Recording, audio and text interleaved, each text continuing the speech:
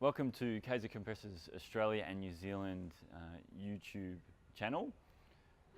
My name is Jeff Coyle and I'm the National Design and Engineering Manager for Kaeser Compressors Australia.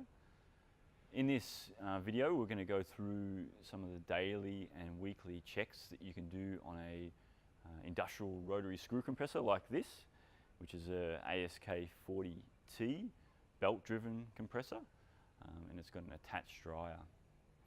So initially for daily checks, you probably want to glance at the controller. Most compressors like this have some sort of smart controller on them, and the Kaeser in particular has a traffic light system on the controller here.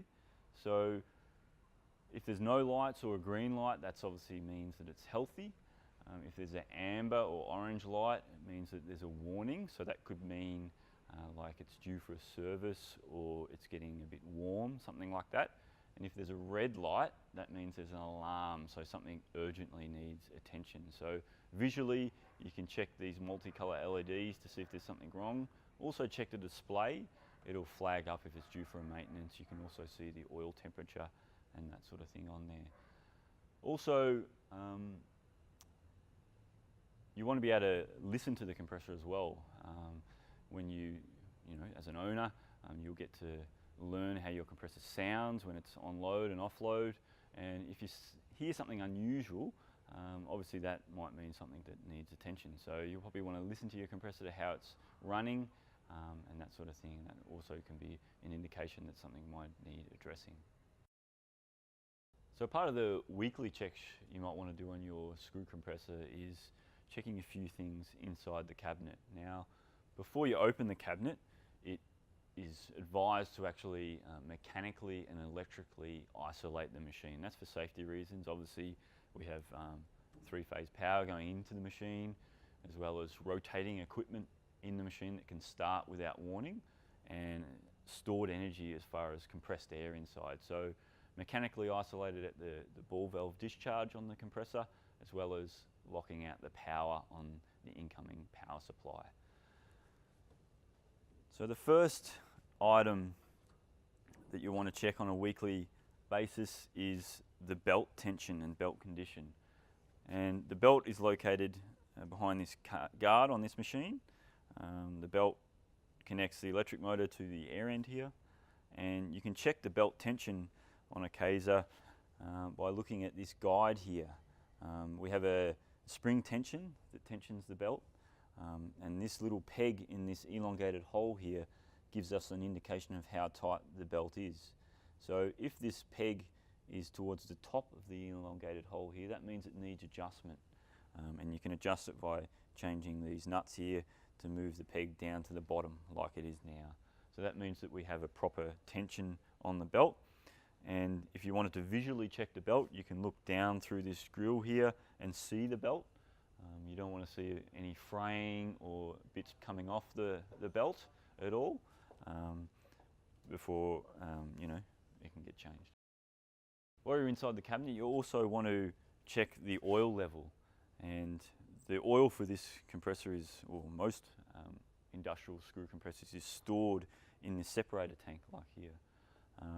Older separator tanks have a sight glass down the bottom here, and when the machine is off like this, you'd expect the oil level to be quite high on the sight glass, because when the machine is running, there's obviously oil going through the machine, so that would drop down a bit. So there's two main ways to sort of check the oil. You can check it stationary like this, and it should be quite high on the indicator. This particular machine actually has a rotating dial that we can see here. It says high, the oil level high, which is fine. When it's running, it would go into the green section, which means it's fine also. So yeah, you can obviously top the oil up via here into the separator directly, but it's very important to use the same oil that's in the compressor, because that can be quite detrimental if you mix oils inside the compressor. So you want to consult your service provider first before adding oil to the compressor. Also, a part of the weekly checks, you should be checking the cooler filter mats if they're installed for contamination. Most rotary screw compressors in Australia and New Zealand are air cooled, so it's very important we have clean, good quality air going through the machine to keep them cool. And one way of ensuring that is by having a filter mat like this on the coolers, the oil cooler and the air cooler. So you can clean these out if they do get clogged up. You can use lukewarm water with some household detergent or a vacuum cleaner, or blow them out with air, or even just replace them. So it's worth checking them, and also checking the coolers themselves for dust and contamination. On larger machines they may not have one of these filter mats, so it's important to inspect that and clean it out as necessary. There's also smaller filter mats over here, in here for the electrical cabinet. So you can see there's a little filter mat to cool the air going into the electrical cubicle. So you want to clean them out in the same manner or replace them on a regular basis. And the final thing that we recommend you to check is the condensate system. Now, this compressor has an attached refrigerated dryer here, and the dryer removes moisture from the compressed air, and that's an unfortunate byproduct of compressing air, is moisture. So you want to make sure that all the drains that drain the moisture out of the air network are working properly. And this particular dryer, and most dryers, have an automatic condensate drain in them, and this one can be accessed via the little window down here. There's a test button on top of the echo drain, we call them, and this is one of the drains, the electronic drains that drains the moisture out of the air network, and they have this test button on top that you can hold down, and you should hear a gushing sound coming out, and that means that it's working. If you don't hear that gushing sound, or it has an alarm on the top, a light saying that it needs servicing, it might need to be changed. So thanks for watching this short video, and again, if you need any information on this or you're unsure about anything, you can certainly contact Kaeser, either via our website at kaeser.com.au or on 1800 853 133.